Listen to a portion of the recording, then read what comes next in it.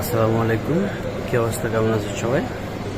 আসলে আমার আজকে ফ্লাইট ছিল সকাল 8:40-এ চট্টগ্রাম থেকে সালালা।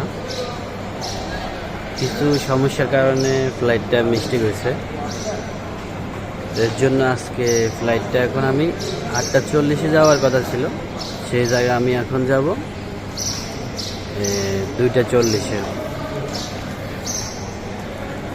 আজকে জুমার নামাজ পড়তে পারি নাই, জোহরের নামাজ পড়বো ইনশাআল্লাহ, পড়ে বাইরে হবো। এখন দেখতেছি এয়ারপোর্টে ওরা কিছু খাওয়ার আয়োজন করছে আমাদের জন্য। যাক, আলহামদুলিল্লাহ, অনেকটাই ভালো লাগলো। তো সবাই ভালো থাকেন, সুস্থ থাকেন, দোয়া করবেন। আসসালামু আলাইকুম।